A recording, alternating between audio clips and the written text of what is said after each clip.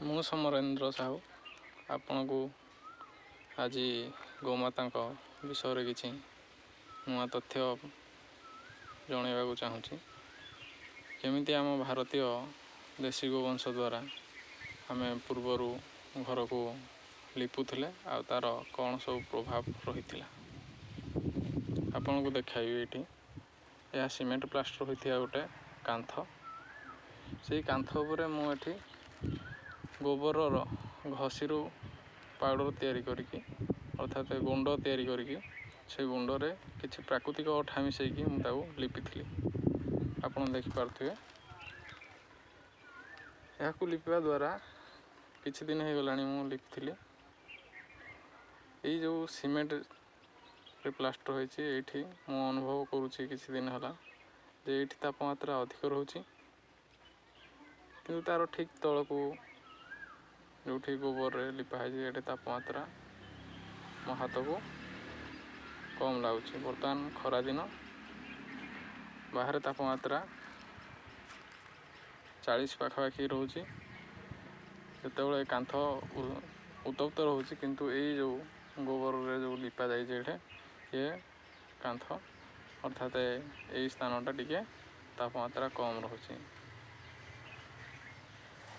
ଏଥିରୁ ଆମେ ଜାଣିବା ଯେ ଆମ ପୁରାତନ ସଭ୍ୟତା, ଆମ ଭାରତୀୟ ସଂସ୍କୃତି, ଯାହା ଗୋ ଆଧାରିତ ସଂସ୍କୃତି ରୂପେ ଚାଲିଥିଲା ବର୍ଷ ଯୁଗ ଯୁଗ ଧରି, ସେମାନେ ଗୋବରର ମହତ୍ତ୍ୱ କେତେ ବୁଝିପାରିଥିଲେ। ଗୋବରରେ ଘର ନିର୍ମାଣ କରୁଥିଲେ, ଗୋବରରେ ଘରର କାନ୍ଥ, ଘରର ଅଗଣା ଲିପୁଥିଲେ, ଯାହାଦ୍ୱାରା ଘରେ ବାହାରୁ କୌଣସି ଜୀବାଣୁ ପ୍ରବେଶ କରିପାରୁନଥିଲେ। ଆମ ପାଦ ସଂସ୍ପର୍ଶରେ କୌଣସି ଜୀବାଣୁ ଆସିଲେ ତାହା ଗୋବର ସଂସ୍ପର୍ଶରେ ଆସି ମରିଯାଉଥିଲା। ଆମ ଘର ଶୁଦ୍ଧ ବାତାବରଣ ରହୁଥିଲା, ଘରର ତାପମାତ୍ରା ମଧ୍ୟ କମ୍ ରହୁଥିଲା, ଯାହାକି ଆମକୁ ଘରକୁ ଶୀତଦିନେ ଉଷ୍ଣତା ଆଉ ଖରାଦିନେ ଘରର ତାପମାତ୍ରାକୁ ନିୟନ୍ତ୍ରଣ କରି ଥଣ୍ଡା ରଖୁଥିଲା। ତେଣୁ ଆଜିର ଏଇ ଆଧୁନିକ ଯୁଗରେ ମଧ୍ୟ ଏହାର ବ୍ୟବହାର ଆମେ କରିପାରିବା, ଯାହାକି ଆମେ ବର୍ତ୍ତମାନ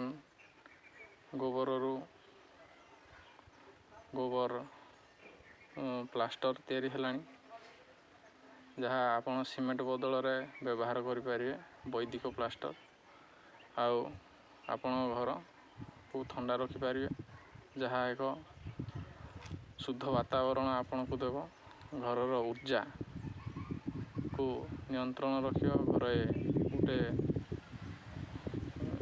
ଭଲ ଉର୍ଜା କ୍ଷେତ୍ର ତିଆରି କରିବ ଘର ଭିତରେ। କିନ୍ତୁ ଏଇ ସିମେଣ୍ଟ ପ୍ଲାଷ୍ଟର ଯାହାକି ଘର ବାତାବରଣକୁ ନଷ୍ଟ କରୁଛି, ଜୀବାଣୁ ବୃଦ୍ଧି କରୁଛି, ଘରେ ଉଷ୍ଣତା ବୃଦ୍ଧି କରୁଛି, ଏହା ବିଯୁକ୍ତ ଉର୍ଜା ବିଶିଷ୍ଟ। ଏହା ଘରେ ଗୋଟେ ନକାରାତ୍ମକ ଉର୍ଜା ତିଆରି କରେ। କିନ୍ତୁ ଗୋବର ଘରେ ଆମର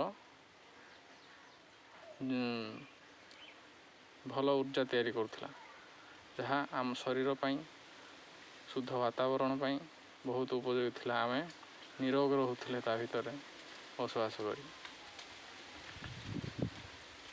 ତେଣୁ ଆମେ ପୁଣି ସେଇ ପ୍ରାଚୀନ ପରମ୍ପରାକୁ ଫେରିବା। କେମିତି ଗୋବରରୁ ଇଟା ତିଆରି କରାଯାଇପାରିବ, ଗୋବରରୁ ପ୍ଲାଷ୍ଟର ଆଉ ଗୋବରରୁ ବୈଦିକ ରଙ୍ଗ ତିଆରି କରାଯାଇପାରିବ, ତା ବିଷୟରେ ଆମେ ଆଗକୁ ଆଲୋଚନା କରିବା। ଆଜି ପାଇଁ ଏତିକି ରହୁଛି। ଜୟ ଗୋମାତା, ଜୟ ଜଗନ୍ନାଥ।